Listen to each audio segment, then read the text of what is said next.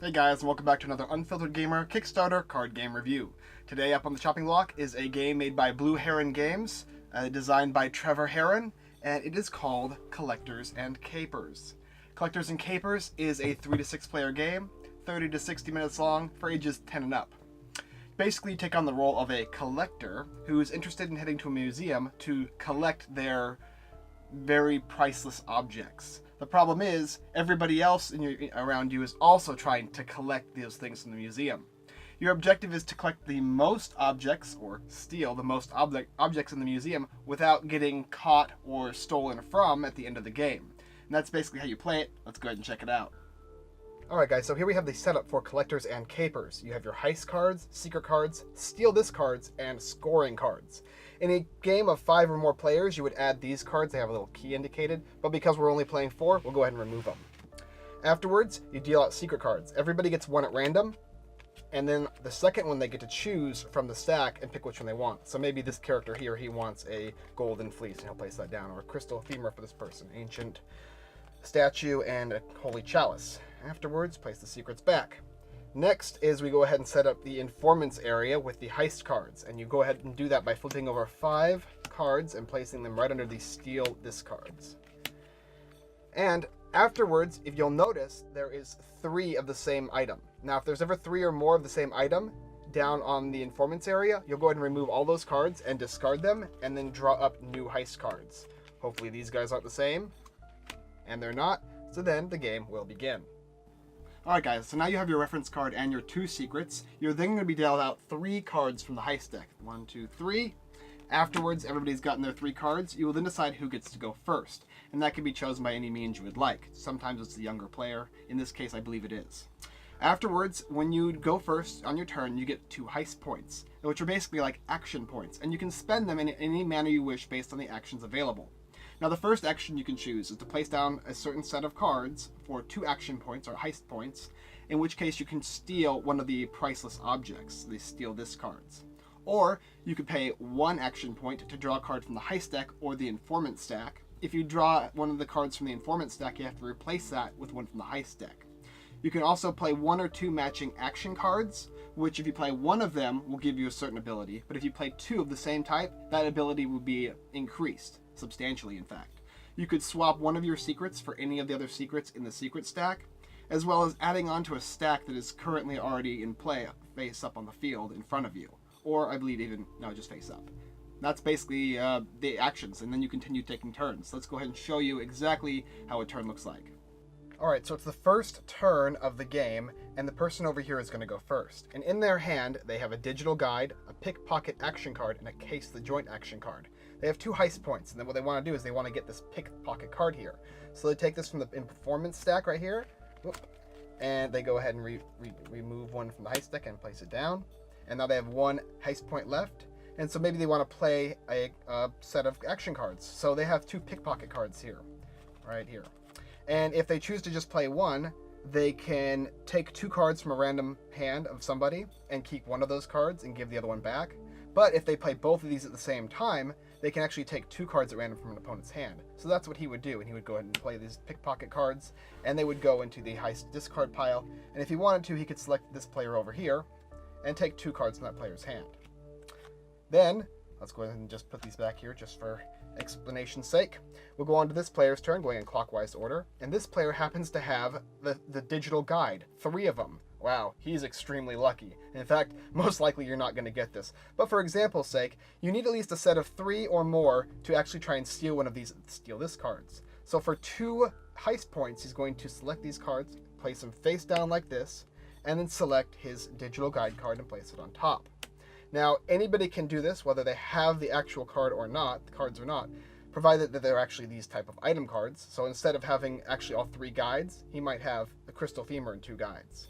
Now, because of this, he's basically stealing this item. Everybody else has the opportunity to select a card from their hand or multiple cards and place them in front of them to try and prove him a liar. And if they do, they went ahead and placed all 3 of these cards like this, he would have to actually reveal the cards here. So if he revealed the cards, and those cards were not actually the digital guide, or one of them wasn't, this would go back, and the card that wasn't would be discarded, and these cards would return to the sender.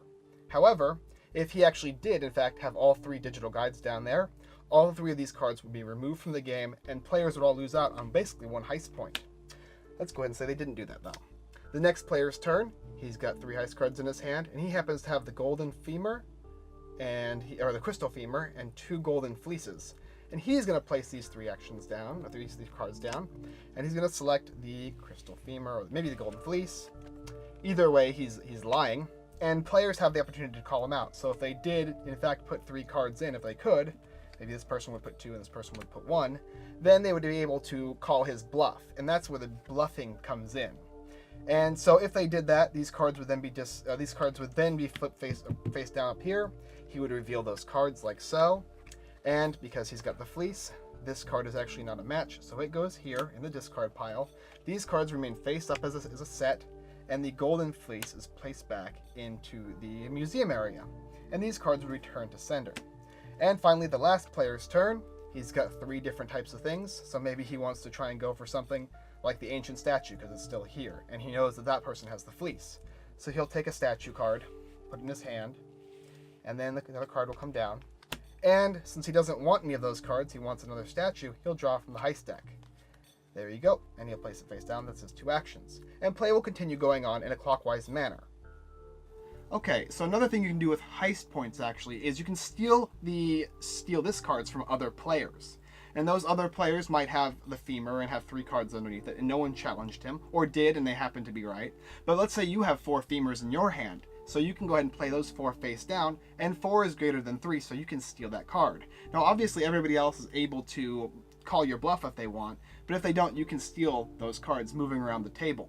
But once every single one of the steal this cards has been taken and given to a player, that means everybody has all of the cards and there's none left to steal from the museum, there's 3 more rounds in the game left. And after those 3 rounds are completed, you tally up the points and find out who the winner is.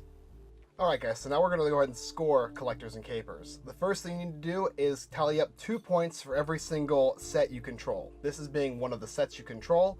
And it's usually going to happen if you had maybe 2 chalices and an ancient statue and somebody caught you, so you didn't get the item and you also lost the statue, but you still have a set of the holy chalices, scoring you 2 points. And this one over here is your 2 points for the golden fleece, as well as a bonus of 3 for having this steal this card. Next we have this 2 points for the set, 3 points for the steal this card. In addition, you get an additional 3 points if their set matches one of your secret cards. And finally, we have over here 4 points for stealing a steal this card with a dishonest set. And this is a dishonest set because none of these 3 match, and it's actually taking control of the holy chalice, giving you 4 points for this and 2 points for the set. And that's basically the idea of how you score them. You add the total up, and then you calculate how many you have in total. Whoever has the most points at the end of the game is the winner.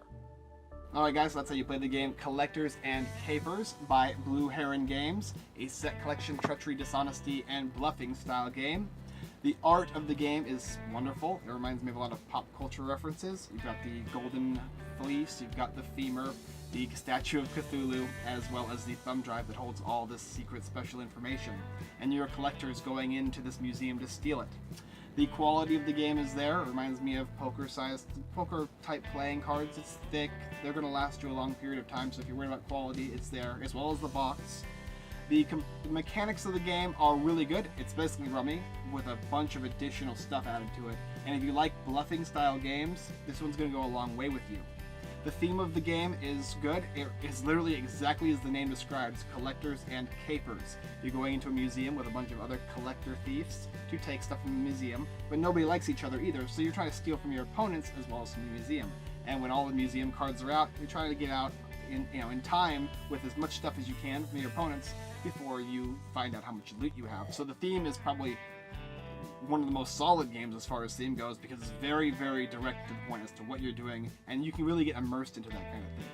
Overall, I found the game to be really, really good. I think it's probably an 8 out of 10, and the only thing I would say probably is because at least from our play group, it was very scary to bluff, because when you bluffed, you lost a lot of action points. So you gotta be very careful. However, when you bluff and get away with it, it gives you a lot of bonus points, so it's kind of worth it. But it does detract from you to want to bluff sometimes. Otherwise, the mechanics work great. If you like rummy style games, if you like bluffing and deception style games, you're gonna love this one. I definitely suggest you check it out. It'll be in the description below, the link to where you can buy the game. Alright guys, thanks for watching another Unfiltered Gamer Kickstarter card game review. If you like this video and you want to see more, go ahead and check out the rest of our videos here on YouTube. There's tons of additional content. Don't forget to like, subscribe, and comment, please. As well as checking out our other content on our website, unfilteredgamer.com. We've got giveaways and Kickstarter lists and blogs and more there, so if you like that, do that. Otherwise, check out our other affiliated websites, the everythingboardgames.com and thegiveawaygeek.com. They've got a ton of great stuff there too as well, and additionally more and more giveaways on even my site. So if you like that, do go ahead and check them out. Thanks for watching guys, and once again, I will see you next time.